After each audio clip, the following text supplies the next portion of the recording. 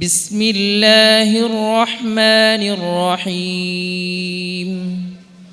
ولقد صدقكم الله وعده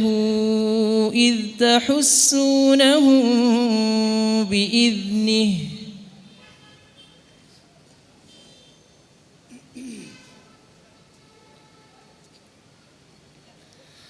أعوذ بالله من الشيطان الرجيم. بسم الله الرحمن الرحيم ولقد صدقكم الله وعده إذ تحسونهم بإذنه حتى إذا فشلتم وتنازعتم في الأمر وعصيتم من بعد ما أراكم ما تحبون منكم من يريد الدنيا ومنكم من يريد الآخرة ثم صرفكم عنهم ليبتليكم ولقد عفا عنكم والله ذو فضل على المؤمنين إذ تصعدون ولا تلوون على أحد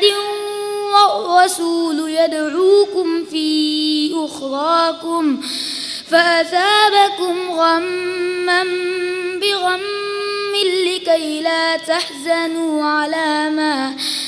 لكي لا تحزنوا على ما فاتكم ولا ما أصابكم والله خبير بما تعملون ثم أنزل عليكم من بعد الغم أمنة نعاسا يغشى طائفة منكم وطائفة قد أهمتهم أنفسهم يظنون بالله غير الحق ظن الجاهلية يقولون هل لنا من الأمر من شيء قل إن الأمر كله لله يخفون في أنفسهم ما لا يبدون لك يقولون لو كان لنا من الأمر شيء ما قتلنا هاهنا قل لو كنتم في بيوتكم لبرز الذين كتب عليهم القتل إلى مضاجعهم وليبتلي الله ما في صدوركم وليمحص ما في قلوبكم والله عليم بذات الصدور. حسبك. أعوذ بالله من الشيطان الرجيم. قل يا أيها الناس إني رسول الله إليكم جميعا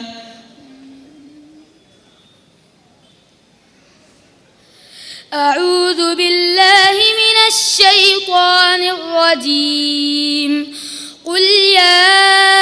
أيها الناس إني رسول الله إليكم جميعا الذي له ملك السماوات والأرض لا إله إلا هو يحيي ويميت فآمنوا بالله ورسوله النبي الأمي الذي يؤمن بالله وكلماته واتبعوه لعلكم تهتدون. ومن قوم موسى أمة يهدون بالحق وبه يعدلون وقطعناهم 12 أسباطا أمما وأوحينا إلى موسى فاستسقاه قومه أن اضرب بعصاك الحجر فانبجست منه 12 عينا قد علم كل أناس مشربهم وظللنا عليهم الغمام وأنزلنا عليهم المن والسلوى كلوا من طيبات ما رزقناكم وما ظلمونا ولكن كانوا أنفسهم يظلمون وإذ قيل لهم اسكنوا هذه القرية وكلوا منها حيث شئتم وقولوا حطة وادخلوا الباب سجدا نغفر لكم خطيئاتكم سنزيد المحسنين فبدل الذين ظلموا منهم قولا غير الذي قيل لهم فأرسلنا عليهم رجزا من السماء بما كانوا يظلمون. صدق الله العظيم.